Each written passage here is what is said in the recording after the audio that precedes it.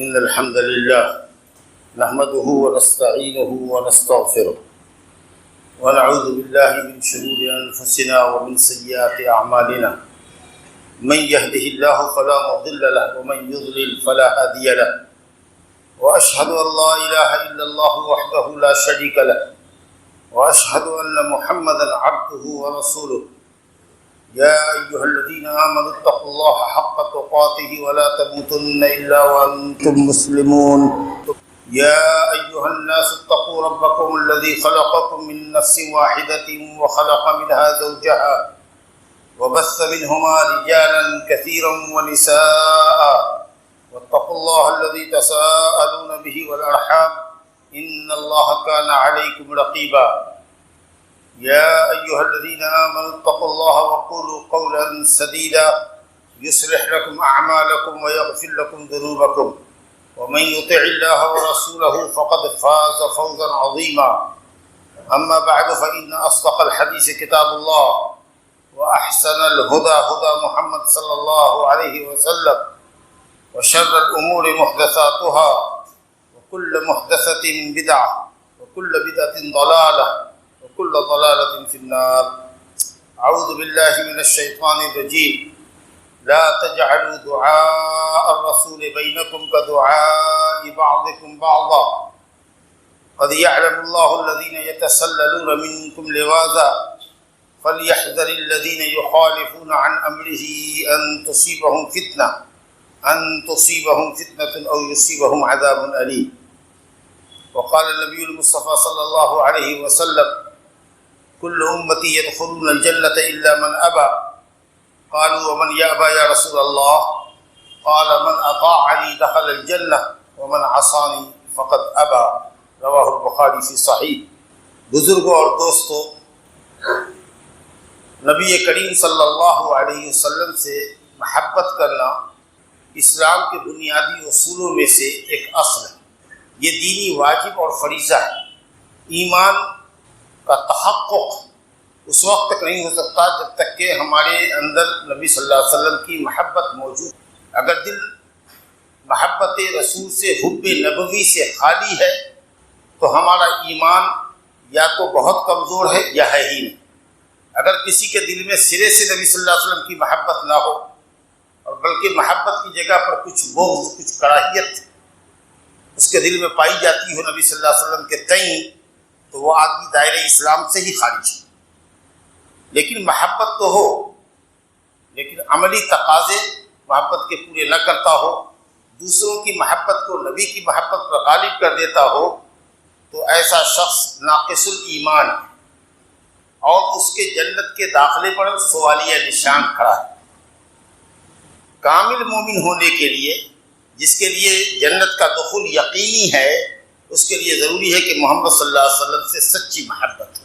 اللہ سبحانہ و تعالیٰ نے سورہ توبہ آیت نمبر 24 میں فرمایا ہے، اعوذ باللہ من الشیطان الرجیم قل ان کان آباؤکم او ابناؤکم او اخوانکم او ازواجکم او عشیرتکم واموال اقترفتموها وتجارة تخشون کسادها ومساكن ترضونها أحب إليكم من الله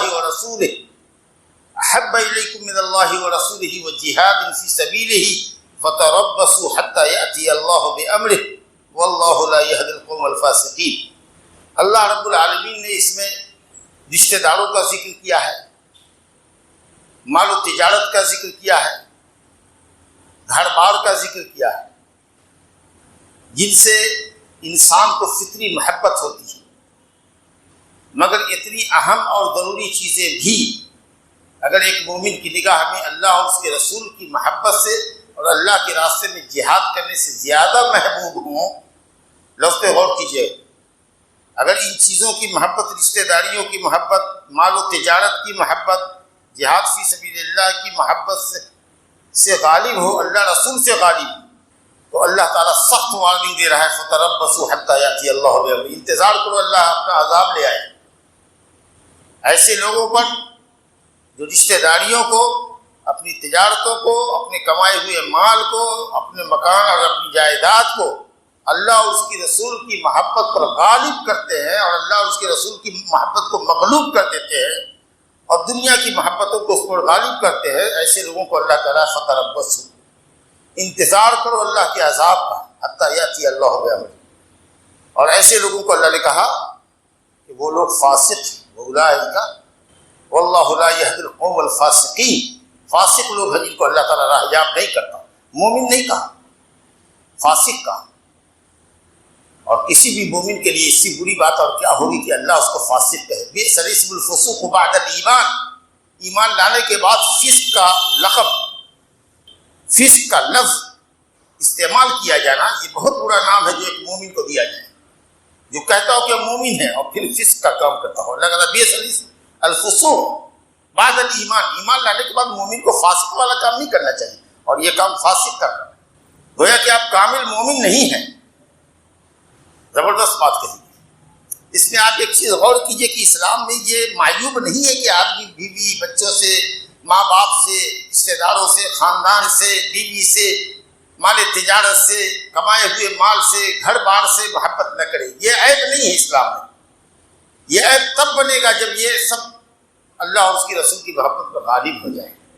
لیکن اگر ان چیزوں پر اللہ رسول کی محبت غالب ہو، جب بیوی بال بچے کا مطالبہ، جب تجارت کے کچھ اصول اگر اللہ رسول کے بتائے ہوئے اصول سے ٹکراتے ہوں اور پھر بھی آپ اللہ اور اس کے رسول کے حکموں کی اندیکھی کر جائیں اور دنیا کے رنگ میں رنگ جائیں، تب یہاں آ کر کے وہ چیزیں بری ہو جاتی ہیں۔ لیکن اگر ان چیزوں سے محبت اللہ اور اس کے رسول کی محبت کے ضمن میں کر رہے ہیں، پہلے اللہ اور اس کا رسول، اس کے بعد ہمارے بیوی بال بچے، اس کے بعد ہماری تجارت، کسی کی بھی محبت بھی اللہ اور اس کے رسول کی محبت سے ٹکرائے گی تو ہم کسی کی پرواہ نہیں کریں گے، اللہ اور اس کے رسول کے ساتھ ہم چلے جائیں گے، تو الحمدللہ یہ ساری محبتیں جو آپ کی فطری محبتیں ہیں، یہ عین اسلام ہے، یہ عین ایمان ہے۔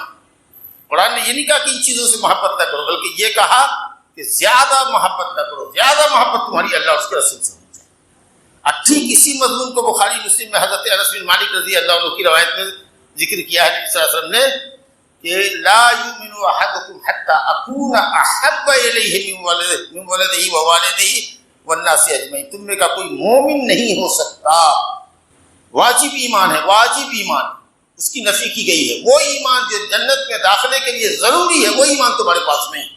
واجب ایمان ایک مستحب ہوتا ہے، ایک عمل مستحب ہوتا ہے، ایک عمل واجب ہوتا ہے، کبھی بھی مستحب کے چھوڑنے پر ایمان کی نفی نہیں کی گئی، یاد رکھیے گا۔ جب بھی کبھی ایمان کی نفی کی جائے تو سمجھیے کہ وہ عمل واجب ہے، یا تو آپ کسی واجب کو ترک کر رہے ہیں یا حرام کا ارتکاب کر رہے ہیں، اس لیے اللہ اور اس کا رسول آپ سے ایمان کی نفی کر رہا ہے۔ تو آپ فرما رہے ہیں کہ تم میں کا کوئی مومن نہیں ہو سکتا، ایمان کی نفی ہے، ایمان واجب کی جو جنت میں داخلے کے لیے ضروری ہے، جب تک کہ وہ مجھ کو اپنے بیٹے سے، اپنے باپ سے اور دنیا کے تمام انسانوں سے زیادہ محبت نہ کرنے والا بن جائے۔ یہاں بھی دیکھیے اہم ہے، یہ اللہ کا احسان اور کرم ہے کہ اس نے آپ کے رشتوں کو، نعتوں کو، مال کو، تجارت کو، کاروبار کو برا نہیں کہا اللہ نے، یہ اس کا احسان ہے۔ وہ یہ کہہ رہا ہے کہ سب سے زیادہ مومن کی زندگی میں اللہ اور اس کے رسول کی محبت غالب ہونی چاہیے۔ اور یاد کیجیے اس مشہور حدیث کو جو آپ نے سنا ہوگا کہ حضرت عمر بن خطاب رضی اللہ عنہ کا ہاتھ نبی صلی اللہ علیہ وسلم نے ایک مرتبہ پکڑ رکھا تھا، تو اس موقع پر حضرت عمر رضی اللہ عنہ نے کہا اس محبت کے جذبے کو دیکھتے ہوئے کہ یا رسول اللہ آپ مجھ کو دنیا کی ہر چیز سے زیادہ پسند ہیں سوائے میری جان کے۔ بخاری شریف کی روایت ہے، عبداللہ بن ہشام روایت کرتے ہیں، تو آپ نے کہا نہیں، قسم اس ذات کی جس کے ہاتھ میں میری جان ہے، تب تک نہیں جب تک کہ آپ کو میں آپ کی جان سے زیادہ پیارا نہ ہو جاؤں۔ تو حضرت عمر رضی اللہ عنہ نے کہا الآن انت یا رسول اللہ احب الی من نفسی، اب آپ مجھ کو میری جان سے بھی زیادہ پیارے ہو گئے۔ سوچا انہوں نے، غور کیا کہ پہلے تو میں عمر بن خطاب تھا، آج اگر عمر فاروق بن گیا ہوں، حق اور باطل کے درمیان فرق کرنے والا بن گیا ہوں، اور جہنم کے گڑھے پر تھا، وہاں سے اگر کسی نے نیکی اور جنت کا راستہ دکھانے کا کام کیا ہے تو وہ نبی صلی اللہ علیہ وسلم کی ذات گرامی ہے۔ اگر آپ نہ ہوتے تو اللہ کے فضل کے بعد اگر آپ نہ ہوتے تو ہم تو جہنم میں جانے والے تھے، ایسی جان ایک کیا 1000 جان نبی پر قربان ہو۔ فوراً جب انہوں نے سوچا تو کہا کہ بھائی انسان کا اپنی جان سے محبت کرنا یہ ایک نیچرلی امر ہے، لیکن ہم نے جب رسول کی محبت کو اختیار کر لیا ہے، اس کا کلمہ پڑھ لیا ہے، تو اختیار کی گئی محبت کو فطری محبت پر غالب کرنا، کیا سمجھ کے آپ نے اختیار کیا ان کی محبت کو؟ تب ان کی سمجھ میں بات آ گئی تو نبی صلی اللہ علیہ وسلم الآن انت یا عمر، اب آپ مسلمان ہوئے، یہ معنی نہیں ہے اب آپ نے وہ بات کہی جو آپ کو پہلے کہنی چاہیے تھی کہ یا رسول اللہ آپ مجھ کو دنیا کی ہر چیز سے، یہاں تک کہ میری جان سے بھی آپ زیادہ پیارے ہیں، یہ بات آپ کو پہلے کہنی چاہیے تھی جو اب آپ کہہ رہے ہیں۔ لیکن سوچنے کے بعد یہ عقدہ کھل گیا، یہ گیڑا کھل گئی ان کے سامنے کہ آخر نبی صلی اللہ علیہ وسلم یہ کیوں کہہ رہے ہیں کہ نہیں تب تک نہیں جب تک کہ میں آپ کو آپ کی جان سے پیارا نہ ہو جاؤں۔ حضرت عمر نے غور کیا تو نتیجے پر پہنچے، آخر کیوں نہ ہم محمد صلی اللہ علیہ وسلم سے محبت کریں، کیونکہ اللہ ان سے محبت کرتا ہے، جس سے اللہ محبت کرے اس سے کیا ہم محبت نہ کریں؟ فرشتوں سے اللہ محبت کرتا ہے، قرآن سے اللہ کا کلام ہے، اللہ صالحین بندوں سے محبت کرتا ہے، مسجد کو نبی صلی اللہ علیہ وسلم نے احب البقاء الی اللہ کہا ہے، زمین پر سب سے اچھی جگہ ہے، کہ مسجد سے کیوں نہ محبت ہو، دیندار لوگوں سے کیوں نہ محبت ہو، علماء سے کیوں نہ محبت ہو، محمد صلی اللہ علیہ وسلم سے اللہ محبت کرتا ہے، اس لیے ان سے محبت کیوں نہ کی جائے۔ جس کو اللہ تعالیٰ نے کائنات میں سب سے افضل بنایا ہو، کیا وہ آدمی کائنات میں سب سے زیادہ محبت کرنے کے لائق ہوگا کہ نہیں ہوگا؟ جس کو اللہ رب العالمین نے کائنات میں سب سے اچھے اخلاق فاضلہ سے اور بلند و بالا صفات سے مزین کیا ہو، اس سے محبت کیوں نہ کی جائے؟ جس کو اللہ رب العالمین نے امت کے لیے رؤوف الرحیم بنایا ہو، جو امت کے درد میں گھلتا ہو، امت کی پریشانی سے پریشان ہوتا ہو، اور جس کو ہر وقت امت کی ہدایت پر لگنے کی لو لگی ہوئی ہو، جو ہر بھلائی سے امت کو آگاہ کرتا ہو، ہر برائی سے ان کو روکتا ہو، بھلا اس ذات گرامی سے محبت نہ ہو تو کیا کس سے محبت نہیں ہوتا؟ لیکن ہر چند کے محبت قلبی عبادت ہے، محبت دل میں ہوتی ہے، لیکن اس کے اثرات اعضاء اور جوارح سے ظاہر ہوتی ہیں۔ اعضاء اور جوارح سے محبت کے اثرات ظاہر ہوتی ہیں۔ محبت تو قلبی ہوتی ہے، ایمان تو قلب میں ہوتا ہے پیوست، لیکن زبان پر بھی کلمہ ہوتا ہے، ایمان والوں کی زندگی میں بھی ایمان ہوتا ہے۔ تو اگر ہم آپ سے دوستی کا دم بھرتے ہیں تو اس کو ٹیسٹ کرنا ضروری ہے کہ آپ سچے دوست ہیں کہ جھوٹے دعوے دار محبت ہے، اس کے بغیر معاملہ نہیں ہوگا۔ دوستی کا دم بھر رہے ہیں، اگر آج امتحان کا وقت آ گیا، آج کسی مصیبت میں ہم مبتلا ہیں، آپ سے مدد کے طلبگار ہیں، جو مدد آپ ہماری کر سکتے ہیں، اور تب آپ دامن چھڑا رہے ہیں، بغلے جھانک رہے ہیں، بھاگ رہے ہیں، تو ہی ہم پکار اٹھے گی کہ نہیں اب تک جو تم دعوائی محبت کرتے رہے ہو جھوٹے ہو۔ اللہ اکبر۔ تو کون سچا محب ہے اور کون جھوٹا دعوے دار محبت ہے؟ کس نے رسمیات اور شکلیات کو محبت سمجھ رکھی ہے، اور کون حقیقی محبت کے رنگ میں رنگا ہوا ہے؟ اس کی کچھ علامتیں ہوں گی، اور یقیناً وہ علامتیں ہیں، وہ تقاضے ہیں، انہی تقاضوں کو سمجھنا ہے، جن تقاضوں کی روشنی میں آپ یہ سمجھ سکیں کہ واقعی سچی محبت کس کو کہتے ہیں اور کون سچا محب ہو سکتا ہے۔ اس آئینے میں ہم نے کا ہر شخص اپنی صورت دیکھے، اپنے ایمان کا، اپنی محبت کا جائزہ لے۔ پہلی دلیل بلا چون و چرا جو محمد صلی اللہ علیہ وسلم کی محبت کا تقاضا ہے اور دعوی محبت کی سچی دلیل ہے، وہ ہے نبی صلی اللہ علیہ وسلم کی موافقت، آپ کی پیروی اور آپ کی اطاعت۔ اگر جس دوست سے آپ کی محبت سے دب ہو، اگر آپ اس کی موافقت نہیں کرتے تو کہے گا کہ تم میرے دوست نہیں، ہمیشہ ہماری مخالفت کرتے رہتے۔ کیا مثال آپ کو دیں؟ بیوی سے آپ محبت کا، ہم محبت کا دم بھرتے ہیں، اگر کبھی وہ کہے جا رہے ہو بازار فلاں سامان لیتے آنا، نہیں لے کے آؤ گے تو تمہاری محبت کو کاٹ دے گی، کہے گی جھوٹے ہو تم نے ہماری موافقت نہیں کی، تم نے ہماری بات نہیں مانی۔ ایک دم اصولی قاعدہ ہے کہ جو جس سے محبت کرتا ہے، محبت کرنے والا اپنے محبوب کی ہر بات مانتا ہے۔ ان المحب لمن یحب یطیع، محبت کرنے والا اپنے محبوب کی بات مانتا ہے۔ آپ کہتے ہیں محمد صلی اللہ علیہ وسلم سے دوستی اور آپ سے محبت، ہم کو ہمارے باپ بیٹے سے، بیوی بچوں سے، کاروبار سے، میری جان سے زیادہ محبت ہے۔ تو جب آپ کا نفس ایسی چیز کی طرف آمادہ کرے، آپ کے بیوی وال بچے آپ سے ان چیزوں کا تقاضا کرے جو شریعت کے تقاضوں سے میل نہیں کھاتی، تو بتائیے اگر آپ شریعت کو پس پش ڈالیں گے تو آپ کی محبت کا دعویٰ صحیح ہوگا؟ اس لیے اطاعت اور پیروی محمد صلی اللہ علیہ وسلم کی محبت کی سب سے واضح اور سب سے پہلی دلیل ہے، پہلا تقاضا ہے۔ چنانچہ رب العالمین کا یہ مشہور ارشاد آپ نے سنا ہی ہوگا، جو سورہ آل عمران کی آیت نمبر 31 ہے۔ اللہ فرماتا ہے قل ان کنتم تحبون اللہ فاتبعونی یحببکم اللہ ویغفر لکم ذنوبکم واللہ غفور رحیم۔ اے نبی کہہ دیجئے ان دعوے داران محبت سے جو اللہ کی محبت کا دم بھرتے ہیں کہ اگر تمہیں اللہ سے محبت ہے تو کہہ دیجئے ان کو کہ میری پیروی کریں، نبی صلی اللہ علیہ وسلم کی پیروی کریں، اطاعت کریں، اتباع کریں، نبی کا اتباع کریں، بلا چون چرا نبی کی بات مانیں۔ نبی کی باتوں کا بلا چون چرا تسلیم کرنا اللہ کی محبت کی دلیل، اللہ سے محبت کی دلیل ہوئی۔ تو جس نبی سے محبت کرتے ہیں ان کی باتوں کو ماننا اس نبی سے محبت کی تو بدرجہ اولا دلیل ہوگی، اور اس کا فائدہ یہ ہوگا کہ جب آپ نبی کی پیروی کریں گے تو اب آپ محب سے محبوب بن جائیں گے۔ محبت کرنے والے سے بڑھ کر کے رشتہ ہوتا ہے محبوب کا۔ محبوب کے لوگ ناز اور نخرے برداشت کرتا ہے۔ کمال یہ نہیں ہے کہ محبت کرنے والا بنے انسان، کمال یہ ہے کہ اس سے محبت کی جائے، لوگ اس سے محبت کریں۔ محبوب کا مقام محب سے بہت اونچا ہوتا ہے۔ تو اب آپ جب رسول اللہ صلی اللہ علیہ وسلم کی بلا چون چرا پیروی کریں گے تو اللہ کہتا ہے کہ اب میں تم سے محبت کرنے والا بن جاؤں گا، تو میرا محبوب بن جائے گا۔ کہاں تو دعوت تھا اللہ سے محبت کرنے کا کہ ہم محبت کرتے ہیں، وہ میرا محبوب ہے۔ اب اللہ کہتا نہیں، تو میرا محبوب بن جائے گا اور میں تجھ سے محبت کرنے والا بن جاؤں گا۔ اللہ! اور اتنے ہی پر بس نہیں کیا، بونس پر بونس ہے، وَيَغْفِرْ لَكُمْ ذُنُوبَكُمْ، اور تمہارے گناہوں کو بھی میں معاف کر دوں گا اگر تم نے نبی کی پیروی کی، سچی پیروی کی اور صرف دل سے توبہ کیا تو اب تک کے جتنے عصیان اور جتنے گناہ تمہارے ہوں گے ہم سب کو معاف کر دیں۔ آجا نبی کی خالص پیروی پر آجا، آجا نبی کے منہج پر آجا، صحابہ تابعین کے منہج پر آجا، سلفی منہج پر آجا، اپنے گناہوں سے توبہ کر لے، اپنی خانقاہیت سے توبہ کر لے، اپنی صوفیت سے توبہ کر لے، اپنی شیعیت سے توبہ کر لے، آ سنت کی راہ پر، قرآن و حدیث کی راہ پر، ہمارے صحابہ کے منہج پر آ، میں تمہارے سارے گناہوں کو معاف کر دوں گا۔ واللہ غفور رحیم۔ یہ بڑا تقاضا ہے۔ آپ نے فرمایا کل امتی یدخلون الجنۃ الا من ابا، ہر امتی جنت میں داخل ہوگا میرا سوائے اس کے جو میرا انکار کرتا ہے۔ اللہ اکبر! امتی بھی ہے اور انکار بھی کرتا ہے، یہ کیسے ہوگا؟ سوال ظاہر ہے کہ سوال کیا جانا چاہیے۔ اس پر صحابہ نے کیا کہ آپ کا ہر امتی جنت میں ہے سوائے اس امتی کے جو آپ کا انکار کرتا ہے، جو آپ کا انکار کرے گا وہ امتی کیسے ہوگا؟ آپ نے سمجھایا، کہا جس نے میری اطاعت کی، بلا چون و چرا میری بات مانی، وہ جنت میں گیا، اور جو میرا کہلاتا تو ہے لیکن میری بات نہیں مانتا ہے، اس نے میرا انکار ہی تو کیا۔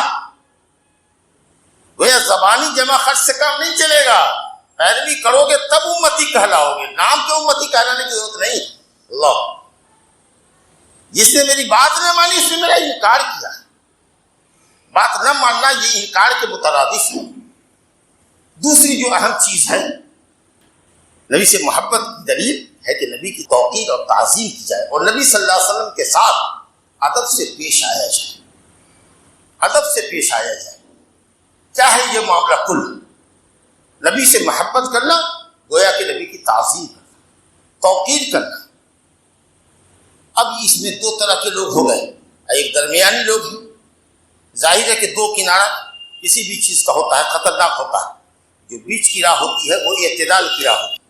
اب یہاں پر افراط اور تفریط ہو گئی، کسی نے تو جور و جفا کیا، نبی صلی اللہ علیہ وسلم کی صداقت پر، نبی صلی اللہ علیہ وسلم کی امانت پر، نبی صلی اللہ علیہ وسلم کی عدالت پر اعتراض کیا۔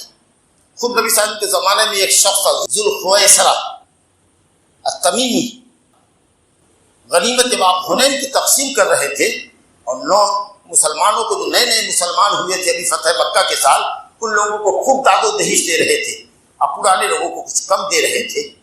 یہ تو ہمارے پرانے ہیں، یہ نئے لوگ ہیں، خاص کے قبیلے کے سردار لوگ ہیں، اگر ان کو زیادہ دے دیں گے تو یہ پورے قبیلے کے ساتھ مسلمان ہو جائیں گے، تو ایسے لوگوں کو دے رہے تھے، بڑی حکمت تھی۔ لیکن اس بدبخت نے وہاں پر کہا یا محمد، یا رسول اللہ نہیں کہا، یا نبی اللہ نہیں کہا، نام لے کے پکارا۔ یہ گستاخی ہے کہ نہیں ہے؟ اعدل یا محمد، اے محمد انصاف کرو۔ اللہ! کہا ویلک، تیری خرابی ہے تو جہنم میں جائے، اگر میں نہیں انصاف کروں گا تو اللہ کی کائنات میں کون انصاف کرے گا میرے سوا؟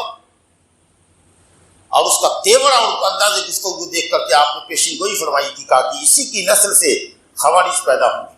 وہ پہلا خارجی تھا جو نبی صلی اللہ علیہ وسلم کے سامنے آیا، اور کہا کہ اسی کی نسل سے خوارج پیدا ہوں گے جو دین سے ایسے نکلیں گے جیسے تیر شکار کو چھید کر کے نکل جاتی ہے۔ کیا قرآن پڑھیں گے، کیا نماز اطمینان کی پڑھیں گے، کیا روزے رکھیں گے، ایسا کہ صحابہ سے فرما رہا ہے کہ تم اپنی نمازوں کو، اپنی تلاوتوں کو، اپنی عبادتوں کو ان کی عبادتوں کے سامنے میں حقیر سمجھو گے جی، لیکن قرآن نہیں سمجھیں گے، حدیث نہیں سمجھیں گے، اپنی سمجھ کے مطابق عبادت کریں گے۔ عبادت تو کریں گے لیکن طریقہ محمدیہ نہیں ہوگا، منہج نبوی نہیں ہوگی، منہج صحابہ نہیں ہوگا۔ یقرؤون القرآن لا یجاوز تراقیہم، قرآن تو پڑھیں گے لیکن قرآن ان کے سینے میں نہیں ہوگا، یعنی قرآن فہمی سے محروم ہوں گے۔ اگر ایسے لوگوں کو میں پا لیتا اپنی زندگی میں تو عاد و ثمود کی طرح قتل کرتا۔ اور یہ قبیلہ ظاہر ہوا حضرت عثمان کے قتل کے موقع پر، حضرت عثمان کے قتل کے موقع پر ظاہر، اور کھل کے ظاہر ہوا جب حضرت علی اور معاویہ رضی اللہ عنہما کے درمیان جنگ ہو رہی تھی، جنگ صفین، وہاں نکل کے آ گیا جب دونوں نے قبول کر لیا کہ ٹھیک ہے اللہ کی کتاب جو فیصلہ کرے گی ہم لوگ مان لیں گے اور جنگ بند، تو یہ فرقہ نکل گیا کیونکہ یہ چاہتا تھا کہ اہل اسلام کے درمیان خون ریزی باقی رہے۔ مسلمانوں کے درمیان لڑانے کی تدبیر کر رہے ہیں، جہاد کے نام پر، اصلاح کے نام پر، دعوت کے نام پر، اسلامی اسٹیٹ کے نام پر مسلمانوں کے درمیان جنگ لڑا رہے ہیں۔ یہودی سے کوئی پنگا نہیں لیتا، عیسائی سے کوئی پنگا نہیں لیتا، مشرکین سے کوئی پنگا نہیں لیتا، آپس میں الجھاتے ہیں مسلمانوں کو۔ یہ خوارج کی پیشین گوئی، یہ علامت ہے کہ وہ مسلمانوں سے لڑیں گے۔ جو قاتلون اہل الاسلام ویدعون اہل الاوثان، بت پرستوں کو ٹچ نہیں کریں گے، صرف مسلمانوں کو ٹارگٹ کریں گے۔ اور وہیں شیعہ کا گروپ نکلا جو حضرت علی کی محبت میں غلو کرتا تھا۔ تو ایک طرف یہ جور و جفا کا منظر دیکھیے، بدتمیزی کا، گستاخی کا، ادبا اور شعرا کو دیکھیے گا کہ ایسے لگ رہا ہے جیسے کہ کوئی کسی کو خطاب کر رہا ہے، اور ایک طرف غلو کرنے والے قبر پرستوں کا حال یہ نکلا کہ انہوں نے کہا کہ نبی آخر زمان صلی اللہ علیہ وسلم کی عزت اس سے کم کیا ہو سکتی ہے کہ ہم آپ کو یہ کہیں کہ آپ عالم الغیب ہیں، اس سے کم پر بات نہیں بنے گی۔ عالم الغیب مانو تب عزت ہے بھائی، اگر کہو کہ یہ کائنات آپ کے نور سے پیدا ہوئی ہے تب عزت ہے، اس سے کم پر راضی نہیں ہوں گے۔ آپ نے جو کہا کہ لوگوں میں اللہ کا بندہ اور رسول ہوں، مجھے محمد عبداللہ رسول اللہ کہہ کے پکارو، مجھے اللہ کی عبادت میں شریک نہ کرو اور مجھ کو رسول مان کر کے میرا ہر حکم بجا لاؤ، کہا نہیں تو سادھارن سی بات ہے، اتنے پر ہم نہ رکیں گے، ہم ان تمام حدوں کو پار کر جائیں گے۔ آپ نے فرمایا قسم اللہ کہ میں یہ پسند نہیں کرتا ہوں کہ جو اللہ نے میرا مقام رکھا ہے کہ میں بندہ ہوں، غلام ہوں، معبود نہیں ہوں، اور میں رسول ہوں، میسنجر ہوں، اور حکم میرا بجا لاؤ۔ کہا نا اس مقام سے ہے لوگوں مجھ کو مزہ آ گیا کا کہ نا ہم تو اٹھا کے ہی چھوڑے گے۔ تو کیسی تعظیم آپ نے کی؟ وہ تعظیم جو شخص معظم کو جس کی آپ تعظیم کر رہے ہیں پسند نہیں ہے، یہ کوئی تعظیم ہے؟ یہ توہین ہے۔ آپ کے محبوب کو جو تعظیم پسند ہے وہ آپ کو پسند نہیں ہے، آپ اپنے حساب سے پیمانہ تعظیم متعین کر رہے ہیں، واللہ واللہ یہ توہین ہے۔ نبی صلی اللہ علیہ وسلم کی تعظیم یہ ہے کہ ہم اس ادب کا مظاہرہ کریں جو مظاہرہ صحابہ نے کیا ہے، جس کا ادب اللہ نے سکھایا ہے۔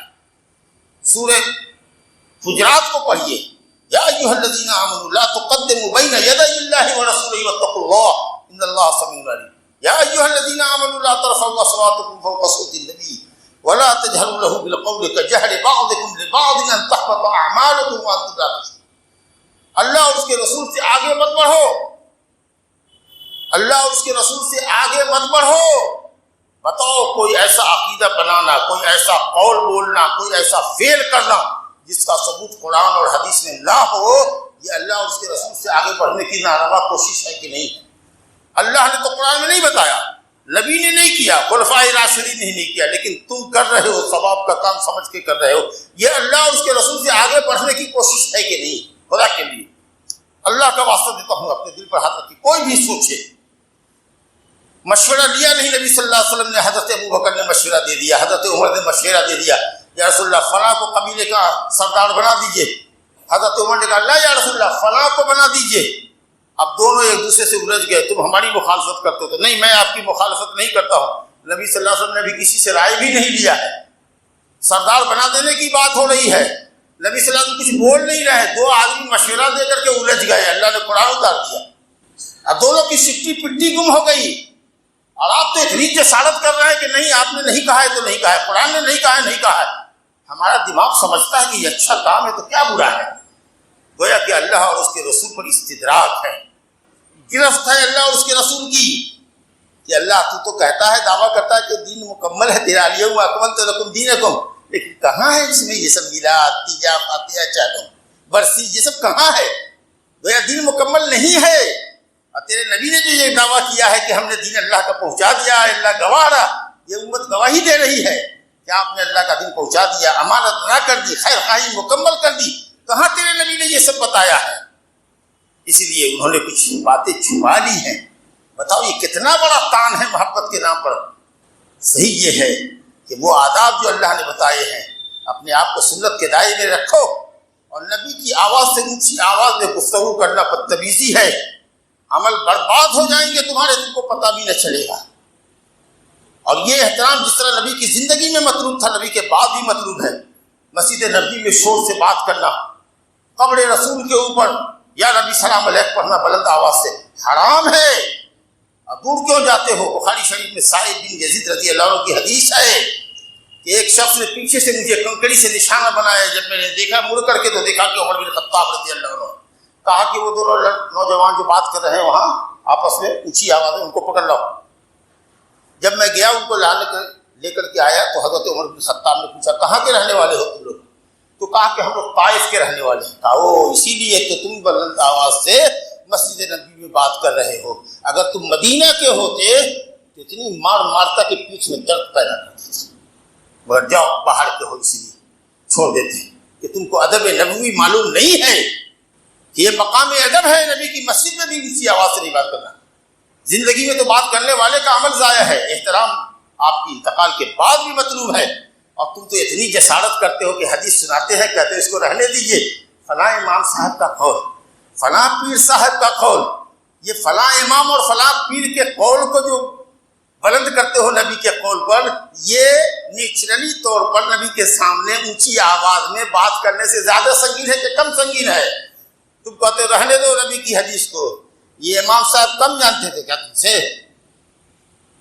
یہ کتنی بڑی جسارت ہے کہ سنت کے مخالف اقوال اور آراء کو مقدم کرتے ہو۔ واللہ واللہ محاسبہ کرو اپنی محبت کا۔ اللہ کہتا ہے لا تجعلوا دعاء الرسول بینکم کدعاء بعضکم بعضا، نبی کی پکار کو آپس میں ایک دوسرے کی پکار جیسا نہ سمجھو، جیسے ایک دوسرے کو پکارتے ہو یا عارف، یا عبداللہ، یا سمیع اللہ، نام لے کے پکارتے ہو نا، یا محمد، یا محمد، یا محمد، ارے وہ پکارو جو اللہ نے اپنے نبی کو پکارا، یا ایھا النبی، یا ایھا النبی، یا ایھا الرسول، یا محمد قرآن نے کہیں کہا ہے؟ تم کہتے ہو یا محمد بلانا ہوگا، مجھ کو جلوہ دکھانا ہوگا، یا محمد، کتنی بڑی گستاخی ہے یہ۔ اور سن لو ایک بات یہ بھی ہے کہ نبی کی دعوت کو عام لوگوں کی دعوت نہ سمجھو کہ نبی کی بات مانا تو مانا، نہ مانا تو نہ مانا۔ جیسے کسی مولوی کی تنظیم ہے، مولوی کی تنظیم ہے، مانیں گے تو مانیں گے، نہیں مانیں گے تو ممبر نہیں بنے گا تو نہیں بنے گا، نا وہ اگر بد دعا کر دیں گے تو بد دعا قبول ہو جائے گی۔ دعاء الرسول کا مطلب علماء نے لیا ہے، حضرت مفسر قرآن ابن عباس نے، کہ دعاء الرسول علیکم، اگر تم نبی کی مخالفت کرو گے تو نبی کی بد دعا تم کو لگے گی، اور نبی کی بد دعا لگے گی تو کہیں نہیں جاؤ گے، ہلاک ہو جاؤ گے، عذاب علیم تم کو پکڑے گا۔ لیکن نبی کی سنت پر عمل کرو گے اور نبی کی حدیثوں کو پھیلاؤ گے تو نبی کی دعا کے حقدار ہوگے۔ نظر اللہ امرأ سمع مقالتی فوعاها واداها كما سمعها، اللہ اس شخص کو تر و تازہ رکھے جو ہماری حدیث کو سنے، اچھے سے یاد رکھے اور دوسروں کو وہ حدیث پہنچائے۔ یہ نبی کی دعا ہے۔ اب مخالفت کرو گے ان کے حکموں کی، جیسا کہ آگے فلیحذر الذین یخالفون عن امرہ، نبی کے حکم کی مخالفت کرنے والے ڈریں کہ کہیں ان کو اللہ کا عذاب نہ پہنچے، دردناک عذاب نہ پہنچے، وہ کسی فتنے میں مبتلا نہ ہو۔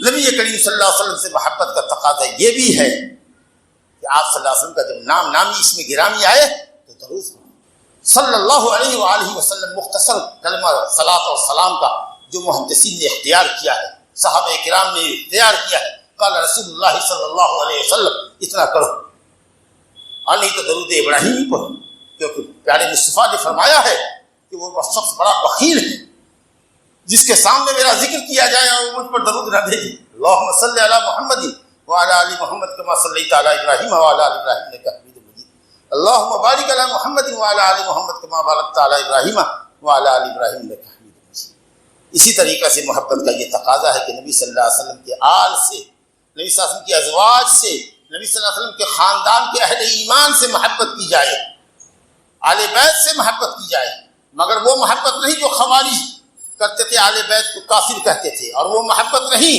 جو شیعہ رافضی کہتے تھے کہ حضرت علی ابو بکر عمر سے بہتر ہے، بلکہ ان کے یہاں جو 12 امام ہیں، معصوم امام اثنا عشریہ کے، وہ کہتے ہیں کہ وہ تو معصوم عن الخطا ہے، وہ معصوم عن الخطا ہے جی، ان سے کوئی صغیرہ کبیرہ نہیں ہو سکتا۔ انبیاء تو صغیرہ سے معصوم نہیں ہوتے ہیں، لیکن ان کے ائمہ جو ہے شیعوں کے، وہ صغیرہ سے بھی معصوم ہوتے ہیں۔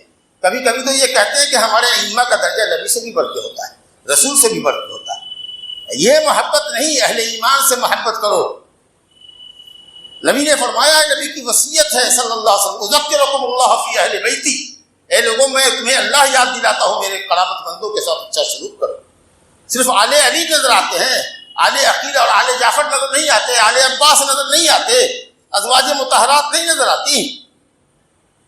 محبت کرو، اور نبی صلی اللہ علیہ وسلم کے صحابہ سے محبت کرو، جن کو نبی صلی اللہ علیہ وسلم سے شرف لقاء حاصل ہے، جن کو شرف مصاحبت ہے، جنہوں نے قرآن اور حدیث کو امت کے لیے نقل کیا ہے۔